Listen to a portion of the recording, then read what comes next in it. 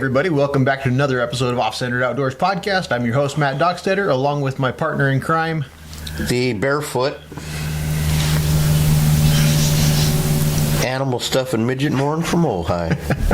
And today's a special day here in the shop because it's this guy's birthday over here. Yeah, I'm officially old now. He turned 37 or something. Yeah, 41 today. Oh, the big 4-0. 4-1. 4-1, the big 4-1. Yeah. I remember when I turned 40. That was a long time ago. Yeah, I can imagine. Might have been a minute ago. Yeah, so what are you doing for your birthday? Not much. We're going to mount up some cool shit today and then it's Cape Buffalo Day. It is. And then we'll go to dinner tonight with the family. But then tomorrow's the big romantic thing. Stopped and got my free coffee this morning for my birthday, so that's cool. You can hear it. What's Dutch Bros? Coffee. Is it a new thing or something? Or they've been around? Because I don't get out much. They've been around for a little while, but they're moving their way south. They started as a Northern California thing. Oh, well, good. Maybe they'll have decent iced tea. I don't know. I've never tried their tea. Yeah. Well, you know me. I drink 3 items: tea, coffee, and water. Yep. Once in a while, I'll have an icy cold Coke with a Big Mac. Yeah. Like maybe once every 3 months. or if we're on the road, I like to stop at Carl's Jr. When we're on a field trip and get a Star cheeseburger and an icy cold Coke. There you go. Speaking of that, we're on a field trip Friday, allegedly. Yeah. Right? Yeah. Why don't you tell our studio audience who's waiting in anticipation? Yeah. Oh, speaking of, I'll get some. I did get some interesting news yesterday. So okay. Yeah, we're gonna go up to Mark Diaz's house, and he's got some stuff for us. He said so. That'll be fun. We'll see what he's got. We'll try to do a podcast with him while we're there. Hopefully, he'll be interested in sitting down and talking for a little bit. I hope so because of more history. Yeah, absolutely. We're trying to get history recorded. Absolutely. On these podcasts a little at a time, and then we can give it all to Shay, and she can maybe compile it into a notes or something. Mm-hmm. So what was it you were just excited about? I got an email yesterday. Our podcast is popular in Canada, apparently. We're in the top 50 of the most popular outdoor podcasts in Canada. So we got that going for us. Hey. How's it going, eh? Ken Walker must have us on repeat. Ken, he does. We love our friends from the Great White North. Yeah, especially absolutely. Ken Walker. Hopefully we'll see him at the World Show. I would hope so. And today I'm excited about the show because... we have a special show today. Yeah, because... Like I said, we're making a special phone call here in just a few minutes. Yeah, I had a cognitive thought again. I don't want to lose it. Nope. Okay, think. Rick Crane. Again, well, remember how I always say what Joe says? They don't know whose shoulders they stand on.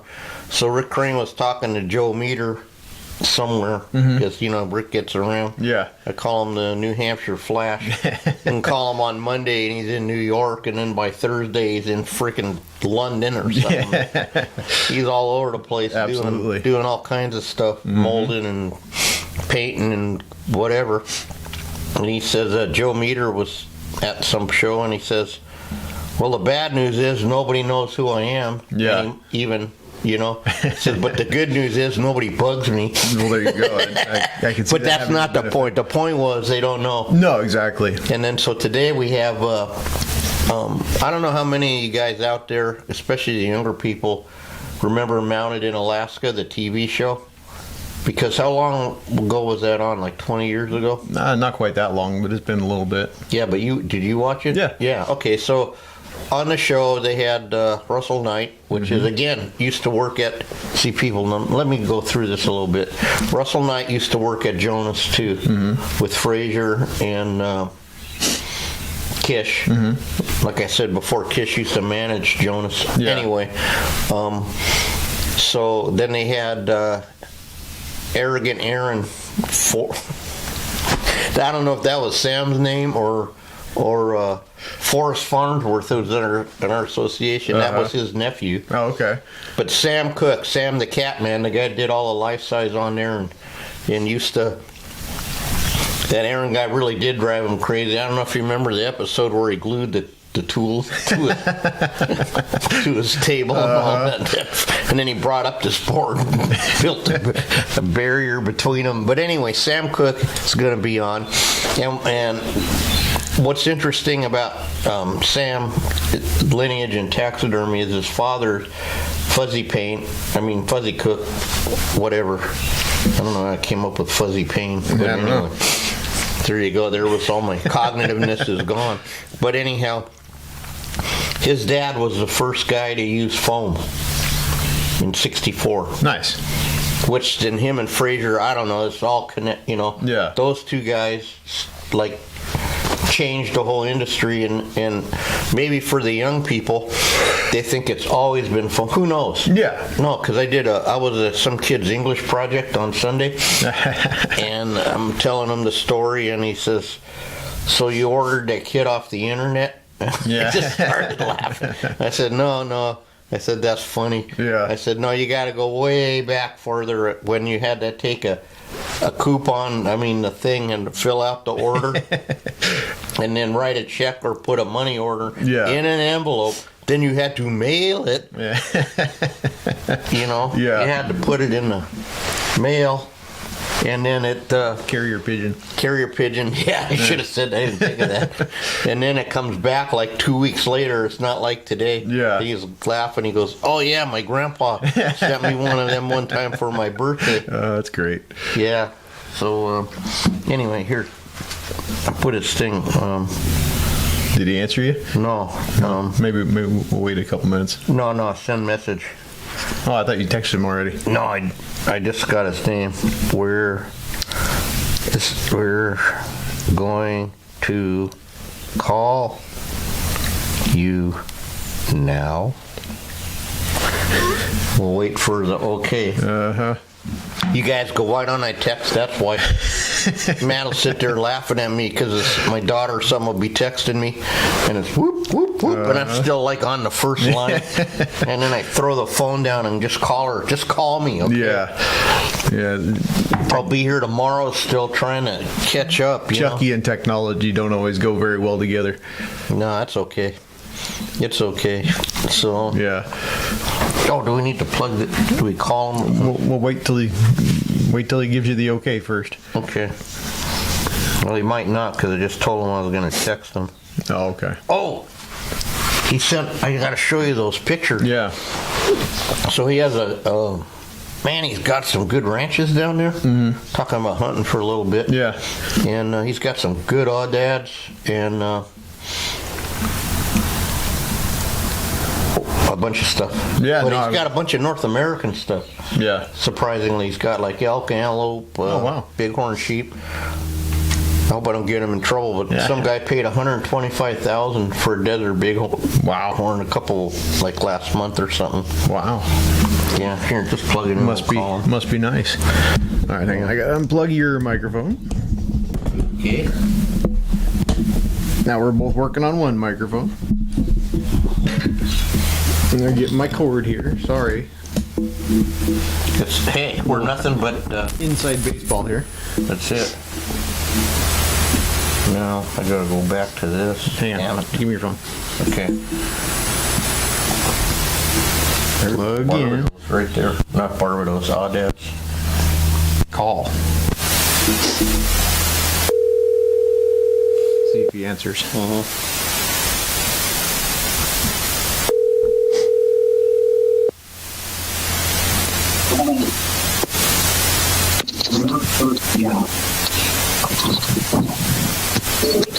Hello. Sam. Yeah. Is that you? Yep, this is me all day. And this is me, and you're here with my partner, Matt Dockstetter. How's it going? Good, man. How you doing? Doing great. Hey, we just found out we're one of the top podcasts in Canada, dude. Oh, them fucking Canucks. Yeah. top 50 of the outdoor podcasts in Canada, so that's cool. Yeah, we're number 50, working our way up. So, anyhow, how you doing, Sam? Great. Good. Well, thanks for agreeing. Go ahead. Another day in the Alps of Texas. Yeah, now you're not hunting today, you mountain, or what are you doing? Yeah, I did an Aoudad this morning, then I came home, so I had good signal. Perfect. Good deal. Appreciate it. Well, Sam, we're just trying to record as much history as we can on these podcasts and get it out there. And so we were telling, especially the younger audience, you were on Mounted in Alaska, and the TV show. And tell us a little bit about that first. Were you up? I can't remember. Did you work in Washington and then end up in Alaska or something? No, I lived in Mississippi, and Right. In 2005, when Hurricane Katrina came through, I lost everything I had, so Wow. I moved to Alaska. Okay. Wow. That's what it was. Yeah. Okay. Yep. And then I was living in Fairbanks, Alaska, doing taxidermy and guiding hunts. And then it was Christmas Eve, and it was on a Friday. The History Channel called me and asked me if I'd be interested in doing a show with them. And I'm like, oh, yeah. You know, whatever. yeah, we know how that works. Yeah, he said, well, send a resume and... Resume? What's that? Current work. That's what I told him. I said, wait a minute, you called me. Yeah, that's what I always tell them, Sam. So I went to Anchorage, and they loved me. And, I had to move to Anchorage from Fairbanks to film the show. And totally different world between Anchorage and Fairbanks. You know? Yeah, no doubt. Yeah. Fairbanks is 24-hour dark in the winter, you know, and Anchorage still got 2 or 3 hours of daylight. Yeah. I didn't know that. I flew down there, and it's like, y'all got daylight. Yeah, you were on that show a couple years, right? 3, something like that. Well, we filmed 2 years worth, and we only aired 1 year. That's all it was? Uh-huh. Oh, shit. Okay, sorry. Yeah, me too. It was different. It was different. I'm a very private person, so it was kind of hard for me to open myself up to the public. Yeah. Yeah, I remember when you, we'll punish RJ for a minute. I remember that episode when RJ, God help you, when RJ judged, so, you know. Well, he was opening up a taxidermy shop down the road. So. Right, I know. Yeah. We know RJ was in our associate, you know what I mean, for a long time. I'm still looking for, I do a lot of mountain lions. I'm still looking for one with a puffy chest. Yeah.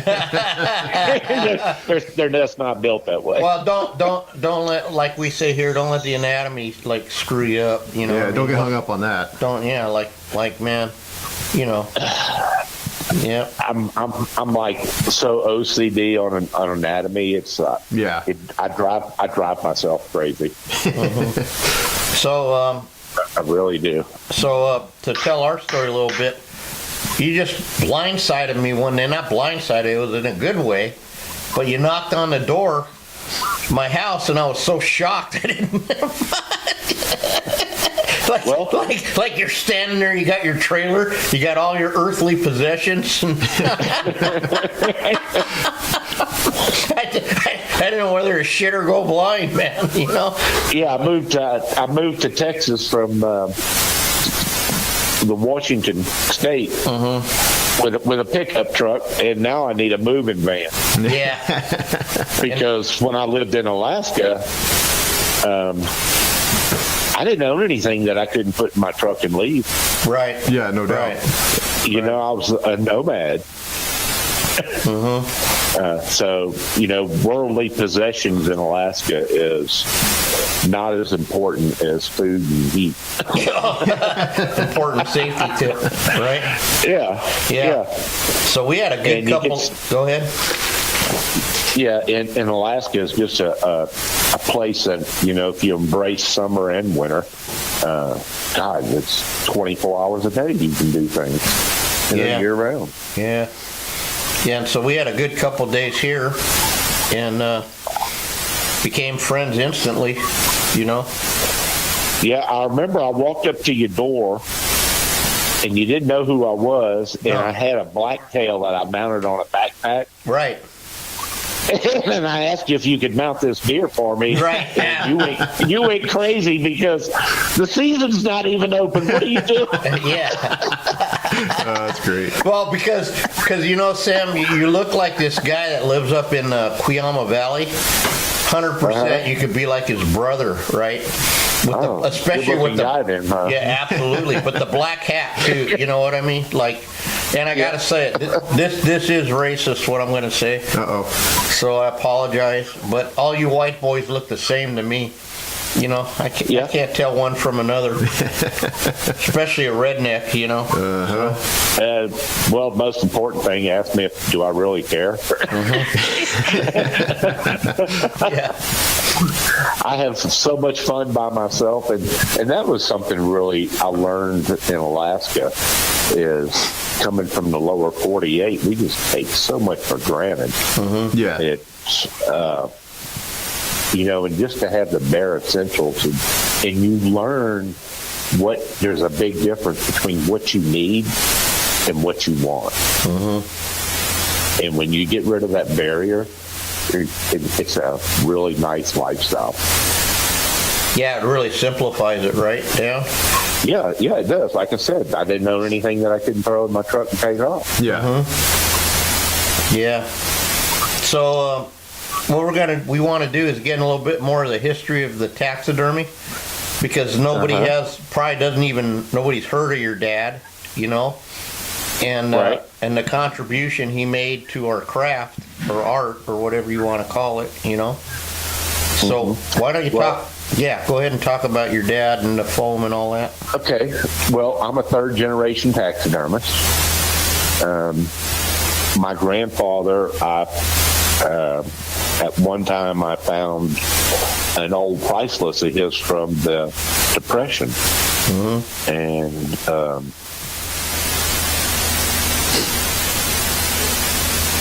he had, like, for a deer head mount, which was a neck mount back then, it was like $2.50 or chicken. or a chicken? Or two chickens. Really? Yeah. Yeah, they actually had stipulations in his pricing that, you know, because of the depression, right? Wow. Yeah. Get you a chicken, yeah. Yeah, you get eggs and you eat the chicken. Hell yeah. That's so, yeah. You know, and back then, those guys, you know, that was my grandfather and Leon Prey and Joe Bruce Jack, and there was very few taxidermists. In the state of Mississippi at one time there was 3. Wow. Yeah. And now we have 3 or 4 in every subdivision. Seriously. Yeah, I don't doubt it. And you know, the old guys, they used the skulls of the animal. Old rough cut 2x4, and they didn't have plywood back then, so they drove these flat nails in planks and made the backboard with that and wrapped it with Excelsior and went over it with plaster of Paris. You know, they didn't have any molding techniques or anything like that to reproduce, so each one was on an individual basis. It's not like, you know, we get on the phone and order 12 deer head for them. Yeah. Back then, it was all individual. And I could only imagine the chemicals that they used to preserve the skins and everything else. Oh, heck yeah. Remember arsenic can and all that crap, you know? Oh, yeah. Asbestos. Pure lead, ear liners, asbestos. I can't tell you how many times I hid in a drum of asbestos playing hide and seek when I was a child. Who's going to look in a drum of asbestos?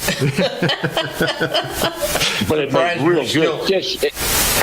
It made real good fish putty because it smoothed out and slicked out and shined up real easy. Nice.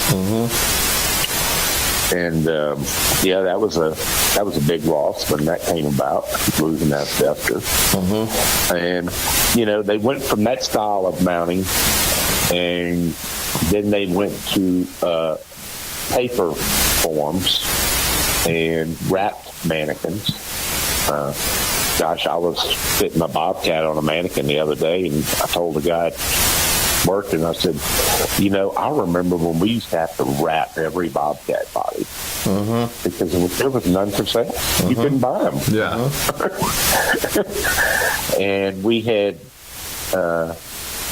deer head forms with these 300-pound plaster molds that we made out of red rising paper. And you knew the cook kids, because we all had a red ring around from putting red rising paper up in them plaster of Paris molds to make deer form. And then the eyes, most of the eyes back then were made in Germany. They were called Cristal eyes, and they actually had salesmen that went around with a briefcase with all the different eyes in it. Wow. Like selling Fuller brushes. Coming to sell your eyes. That's hilarious, But, we didn't have the communication and everything. No, it's all different. Yeah, it's all different. I remember taxidermists wouldn't talk to anybody. Absolutely not. You wouldn't talk to another taxidermist. I remember going to Dallas when I was a child for vacation, and there was a taxidermy shop in Bossier City, Louisiana. I won't say the name. But my dad pulled over, and he says, I'm going to walk in here and talk to them. Well, my dad turned right around, came right back out the building with the guy that owned the building. He wouldn't even let my dad in his studio. Oh, wow. His showroom, much less, come in the back and talk to him. And I remember my dad was really upset about that. He's like, why can't we get along? Yeah, it's silly. There's not many of us. Why can't we get along? So my dad and Archie Phillips and Bud Davis and another man got together and formed the NTA, National Taxidermy Association. Wow. Yeah, first one was in Kent. That tells you anything. Didn't Joe Kish have something to do with the score sheet on it? I can't remember. No, at that time there was no competition or anything. It was just more or less meet and greet taxidermists. Oh, okay. And, talk about things that we can go to our representatives with that we see that we need in our industry and, conservation and everything.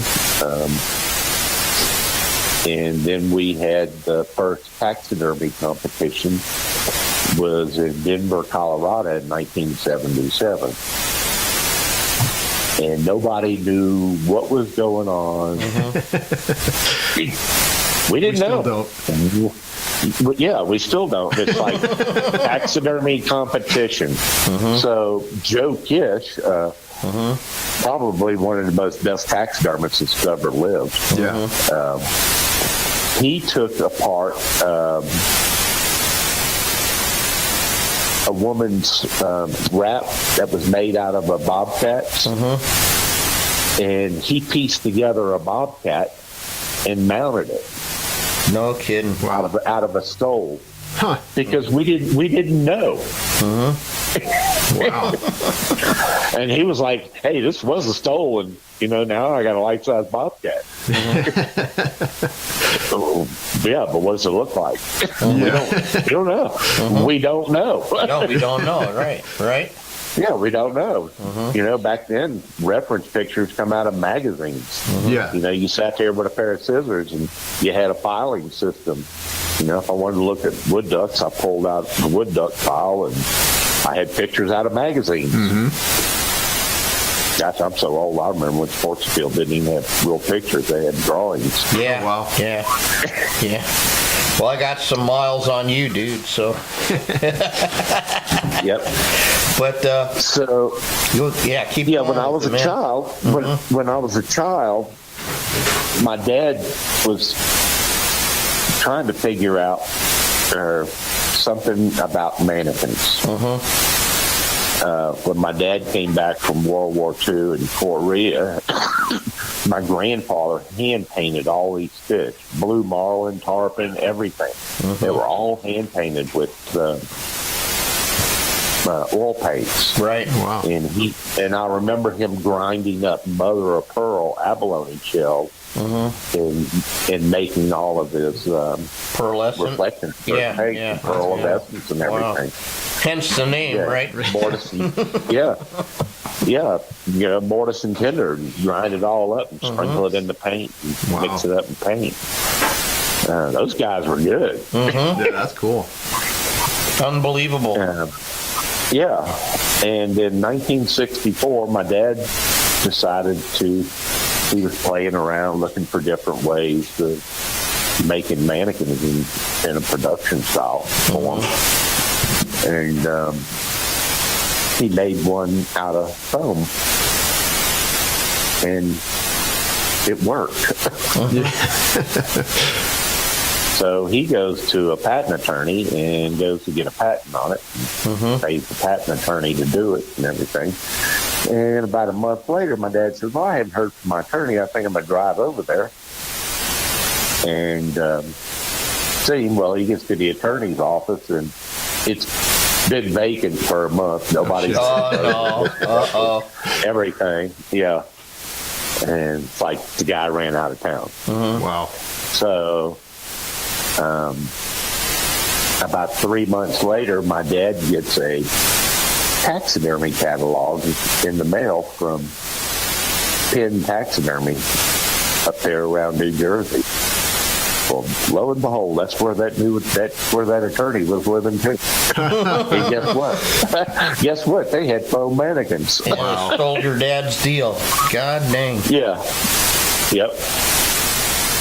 And so my dad kept playing with it, perfecting it, changing foam, finding out what worked, what didn't. And at this time, there was a gentleman and his wife that, since I was a baby, like every Sunday or every other Sunday, they were at my mother and father's house visiting. And that was Dan and Lily Chase. And Dan Chase. And Dan Chase was a high school football coach. No kidding. And yeah, he didn't do taxidermy or anything like that. Him and my dad were just great friends. And he asked my dad if he could start playing, with the foam. And my right. And all this information is available. So whoever wants to be a taxidermist now can be a taxidermist. Never leave your living room. Right. But hey, we were joking around a little bit about. You just mentioned the. God, I don't want to segue too much off the history, but you said, "Why are McKenzie legs so hard?" Remember? Why can't you call it the phone? Because why don't you tell them that story? Oh yeah. Well, taxidermists are whiners, mostly because a lot of them work by themselves and they get grumpy and mad at the world and everything because they're solo people. Not that they wanted to be. That's how it ended up when you chose the profession. Exactly. Until you build your business to where you can get employees in, and then you're surrounded by people. It's very hard to work 8 hours a day or plus, 5 or 6 days a week. That's a challenge in itself, and to have the discipline, especially nowadays with these people, Yeah, with technology and everything. My God, you shouldn't even let a telephone in your taxidermy shop. No, Matt got that lesson when he first came around here. Yep. Told him I was going to throw his phone in the glue bucket. Exactly. It's a deterrent to me. Yeah, to all of us actually nowadays. Yeah, it's a deterrent from practicing what we learned, good work ethics and everything. Yeah. Now I don't even think about it. I pick up my phone up and look at it. Ooh. Yeah. So, anyway, the legs. So the foam, legs on. Yeah, McKenzie Taxidermy Supply Company, their foam, it's harder than rocks. It's so hard to get in. It's hard to cut up and redo a mannequin. Yeah. It's made by McKenzie. They're rock hard. And, everybody was complaining about little legs and foots on foxes and bobcats being broken chipping. It's like, put some Gorilla Glue on it, keep in it for a couple hours, and forget about it. Well, McKenzie just got so overwhelmed with foam problems that they cured it. You can't break one with an axe now. Yeah, absolutely. Well, Sam, getting back to the whining part, it's like, it's really kind of true, They complain, they know not what they complain of, and they don't know any solution. You know what I mean? Yeah. Like Fraser used to tell me when I first started, I didn't believe me. He said, you do this system, we're going to do, and you're the same. I mean, so it's no different. You do 200 things every day you don't even think about that are like a roadblock to somebody, if you know what I'm trying to say. Whatever it is, whatever you come across, You know what I mean? I look at it this way. I don't have problems because I got a bunch of solutions. Exactly. You gotta be ready for anything. And then if we don't see them, we make them up. Well, because the more you do it, it's like kind of builds on itself, and then the more experience and confidence you get with problem solving, it just kind of builds into a thing. Yeah. You think different. And then you don't even have time to stop. You can't put that cape back for 10 days while you reorder a new thing or whatever the hell it is you're going to do, right? Shoot. Don't think I won't cut a head up into 8 pieces and make it bigger or smaller. Exactly. You got to. The one that gets me is the one that gets me is these guys. UPS. Yeah. It really makes me laugh when these guys, they order a mannequin and they're one mannequin at a time, that as they do, and it comes and it's got a UPS dropped it or something, and it's got a gouge in the side of the mannequin. Oh no! They shit their pants because they don't know how to fix the orbital ridge was hit by a tire and it's flat. Yeah. Not that. A corner of a box poked a hole in the neck or something, and oh my God, we might as well slit our wrists right now. Yep. You okay, Sam? And just a double swallow of my coffee. Yeah. Well, that's another. Go ahead. I laugh every day, on Facebook, these taxidermists problems. What should I do? Well, figure it out. Do it. Yeah. What Fraser would tell me is mount it. Yeah, mount it. And then Joe Kish. Don't stop selling. Joe Kish's line was, even if you're in something like something you don't do or whatever it is, he says, just do it, and finish it. Yep. And then if you're not happy, do better on the next one. Yep. And just keep moving forward. Right? Yep. We'll never forget that. Do what you know and finish it. So. I'm blessed because my partner does all the caping and everything. All I do is stay inside and out. Nice. Good for you. Yeah. We're processors too, and him and his wife, they take care of all of that. All I have to do is sit there and mount. That's awesome. Yeah. Go out to the ranch, shoot something. Oh, can I say that? Oh yeah, you're good. Yeah. I'm good. Okay. No, you're in Texas, man. You're all good. Yeah. Hey, so you're working on another Aoudad mannequin, you were telling me the other day? Yeah. When I came down from Alaska back to the lower 48 after doing the show, I had sculptured about 15 whitetail heads. And before my dad retired, he gave all my molds to a guy in Ohio. And then by the time I found out about it, hence Ohio Taxidermy Supply. And I called no, it wasn't Ohio Taxidermy. It was just a friend of his in Ohio. Right. by the time I'm like, where's my molds at? Oh, I gave them to Dave in Ohio. I called Dave's. His wife answers the phone. Dave died. I sold everything in the shop. I don't even know who bought it. So I got 15 deer head forms floating out there that somebody's mounting on every year. Even got my copyright and everything on it. Oh, wow. Or did. So I love the sculpture. So I came to Texas, and some of the markets for some of the animals that we do are just so over flooded. I mean, look at whitetail. How many different whitetail? Oh, I would say 1,000 is not an exaggeration. Yeah. Thousands, probably. Thousands. Yeah. Everybody's got whitetail mannequins. So I was looking for an animal that I looked at the market and everything, and then I came down to Southwest Texas. I was living in Texas already, to audition for the Ford truck commercial, and I found this place. And a guy that had a shop here, this was back during the COVID days, and I did contract taxidermy.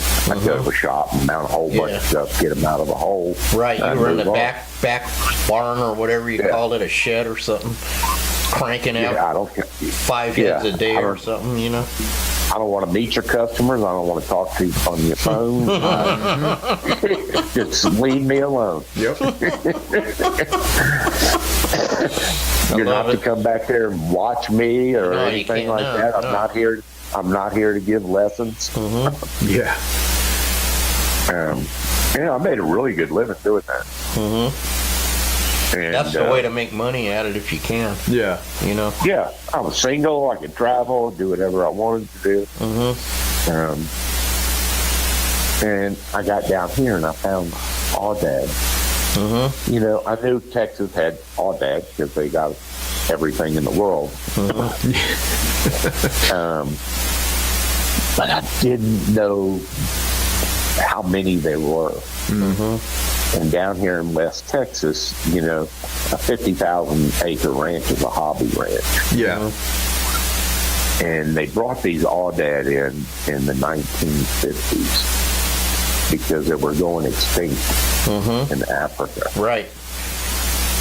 So they brought them in here, and they brought them out to West Texas. And this is no joke. Did you get the videos that I sent you? Yeah. Dude. I mean, sometimes during the rut, the whole side of the mountain is just thousands of sheep. That's awesome. The whole mountain's moving. So they've done real well here. And I didn't know the market. And there's a big market on it. Yeah, Aoudads are real popular, especially right now. Yeah. Oh, very, very popular. They call them the poor man's sheep. But they're fun to mount and they look good. You know what I mean? They're a nice mount, if you know what I mean. Oh, I know. Well, I know you know what I mean. They're beautiful animals. With the chaps and the horns and the colors, and they're big. A mature ram can push 350 pounds. Yeah.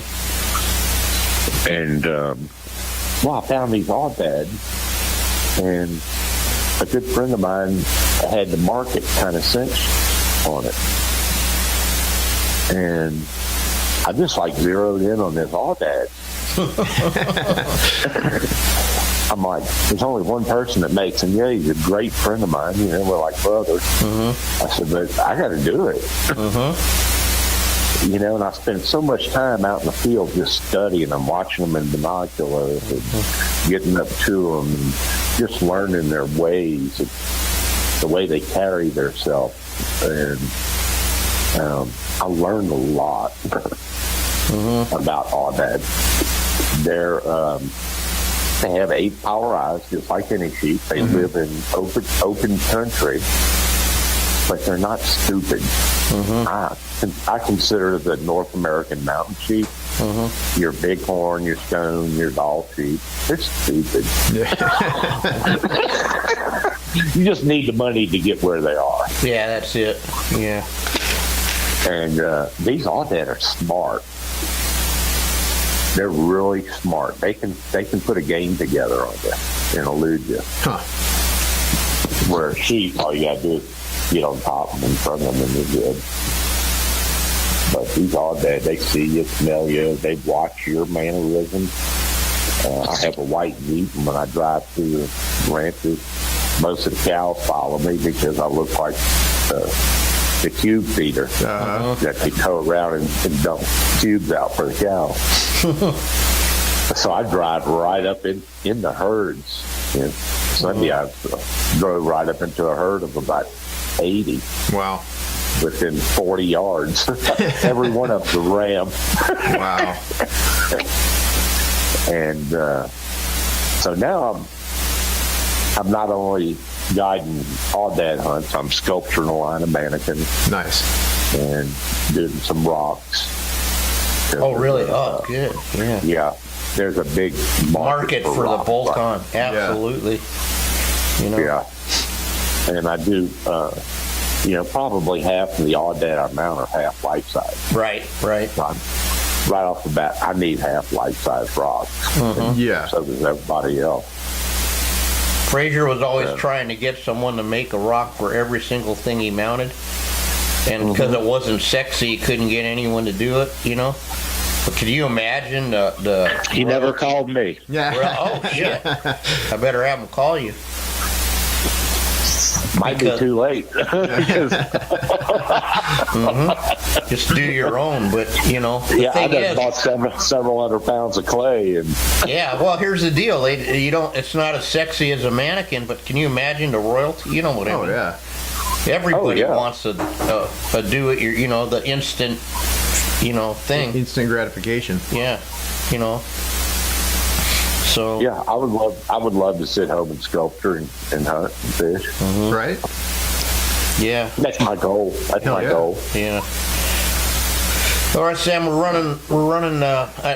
We could talk for hours, but we got to segue into your let's do it again. Now. No, but we're not quite done yet. But tell us about your hunts and all that, and how we can, if you're looking for clients or what, Well, the name of my hunting business is Aoudad Plus.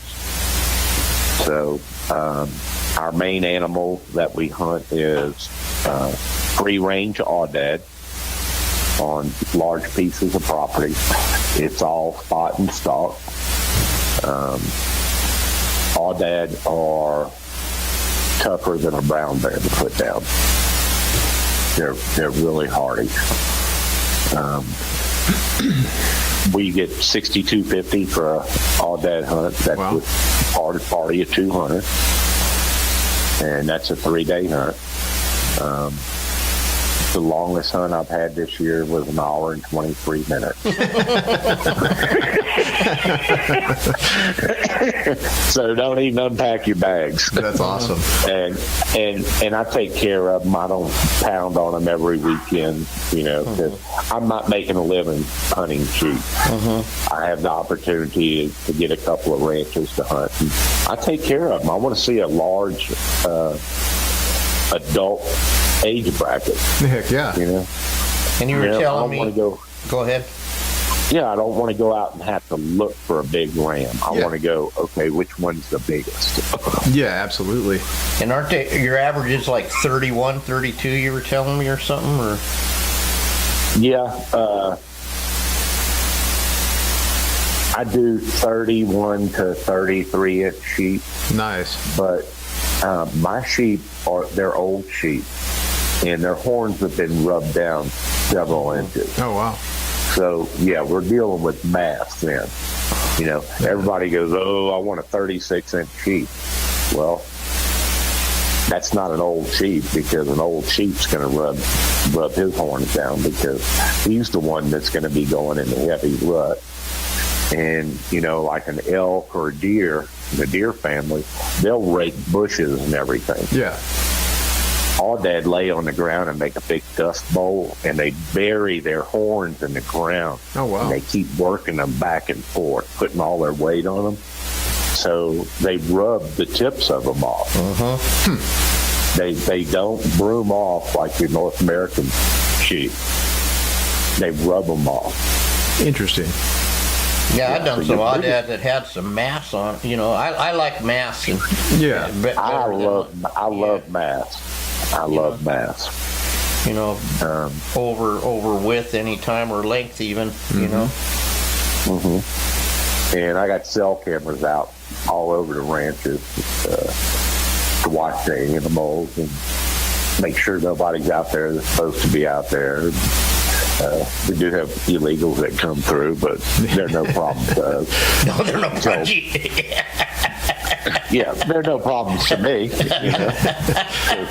I don't know why I'm laughing, but you know. But I just don't like when Border Patrol shows up, you know, with 20 trucks and horses and the helicopters, you know, and they run everything off the ranch. Yeah, no doubt. You know, chasing 3 Guatemalans. Yeah. Yeah. My God, they're going to come off. You're watching them with cameras, you know, infrared, everything. Yeah. And all you got to do is wait for them to come off the mountain to the road when they get picked up and then move in.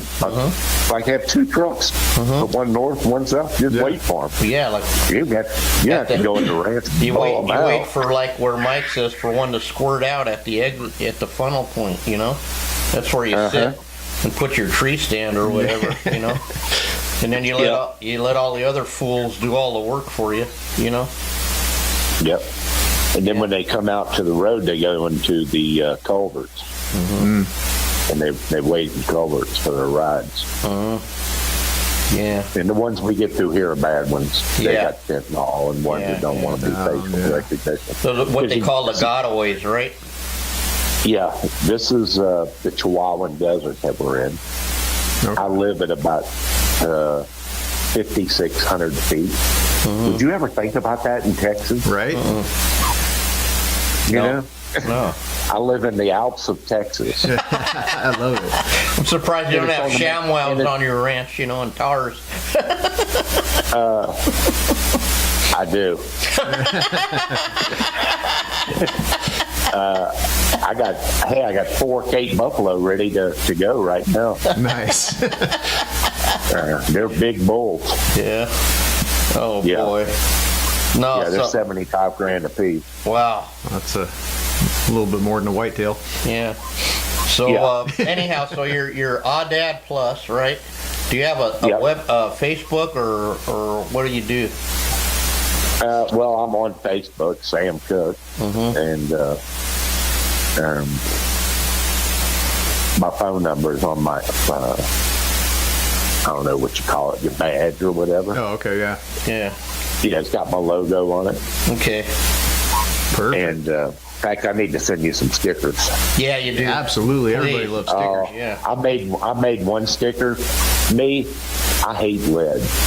We have a processing plant, and I hate lead. I hate lead in a rifle bullet. I'm full copper guy. Yeah. Yeah, I shoot the barns and the hammers. Nice. Yeah, that's how everything is out here anymore. If you have lead, you better be on a range. Yeah. And so I had a sticker made up, and because my buddy would always make fun of me because I hated lead. What kind of bullet you got in your gun, you know? I'm really persistent about it. He says, "Oh, you're trying to save the condor." Ooh, so I got a sticker made, and it says "Save the condor, shoot copper." It's got a big condor with his wings spread out. That's awesome.